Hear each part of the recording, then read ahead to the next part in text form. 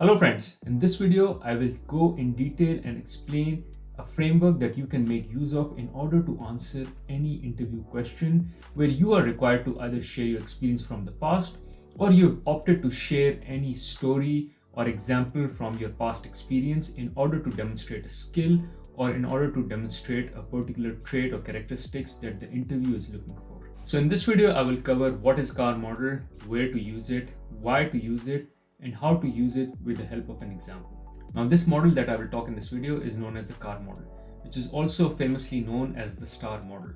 So CAR or STAR model, they are essentially the same with slight difference which I'll explain in this video. So let's talk about what is the CAR model. In CAR model, C stands for context, A stands for action, and R stands for result. Why this is similar to STAR model? Because in STAR model, S stands for situation and T stands for task. So situation and task is similar to what the C of the CAR model covers, which is the context. And then STAR has A and R, which is same as action and result. So in CAR model, we have context, action, and result.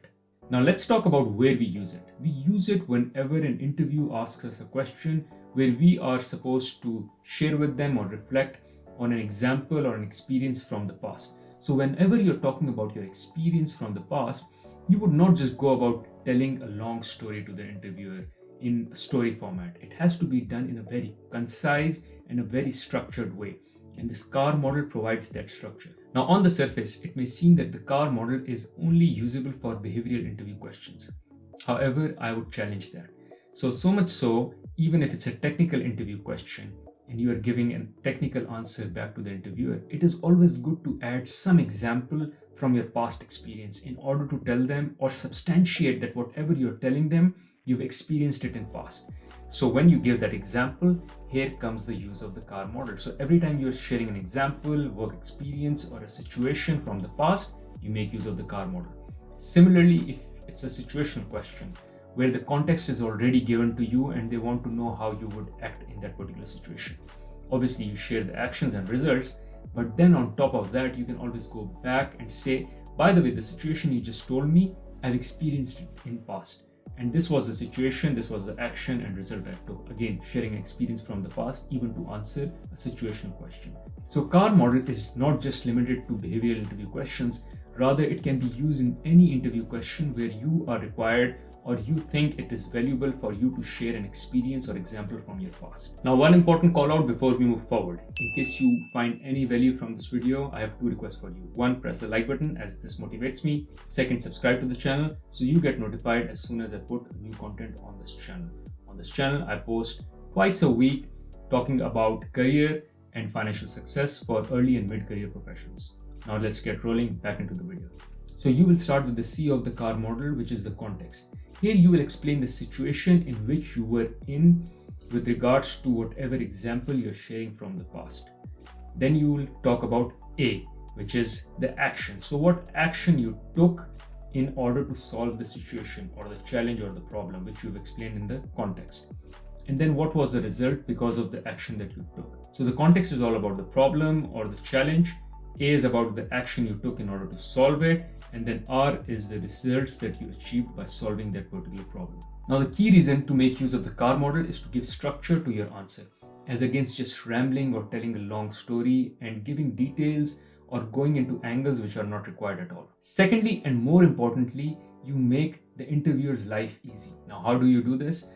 If you notice, whenever you go for an interview, the interviewer is taking some notes. Now the reason they are taking notes is because they know that they won't remember in a week's time how the interview went. So what they will do is they will open their notes and then they'll refer to the notes in order to reflect on how the interview went and in order to score you. So much so that even after getting done with the interview, if you ask them after 1 hour, most probably they will lose half of the details that you've spoken in the interview.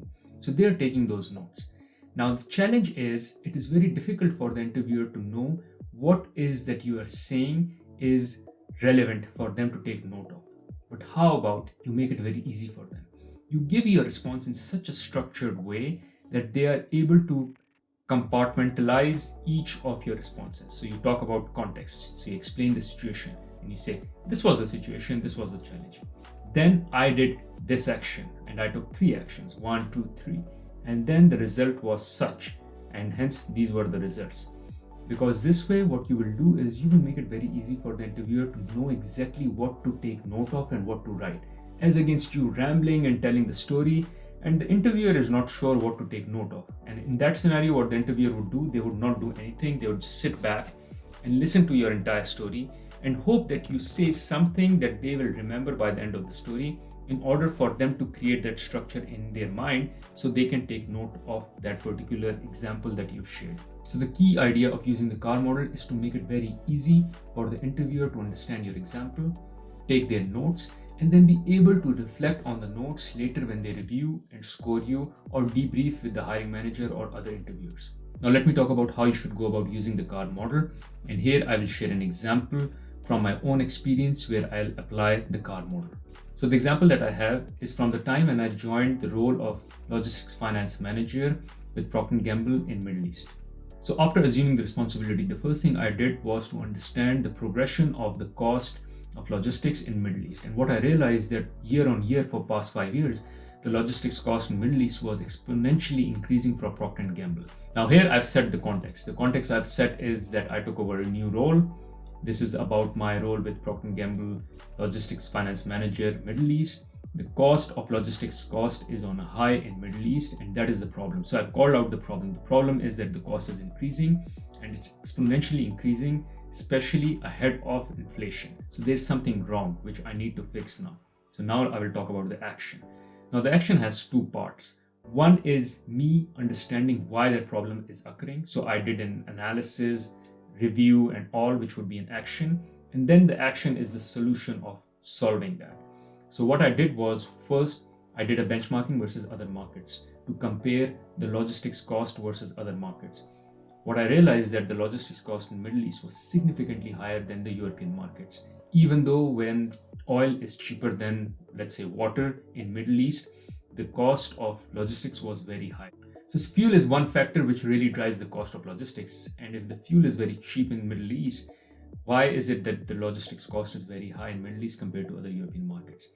Now here, one action is I did a benchmarking.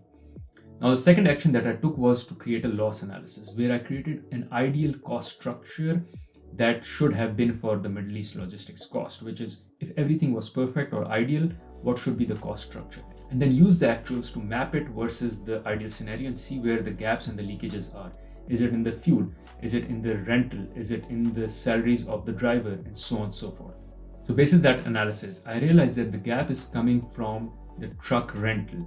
And the issue is that the truck was not going or not fully loaded when it got dispatched. So the trucks were being dispatched half loaded because the sales folks were trying to deliver the order at any cost, even if that meant that the trucks were not fully loaded, which would mean that we would not be able to ship all the goods that we can ship on one truck, and hence incurring more cost of fuel and more cost of salaries and rental for the truck for small amount of good, which is just pure wastage because the balance is all air that the truck is taking. So far what I've done is I've identified what the problem is in the context. I've done benchmarking and loss analysis to identify why that problem is occurring.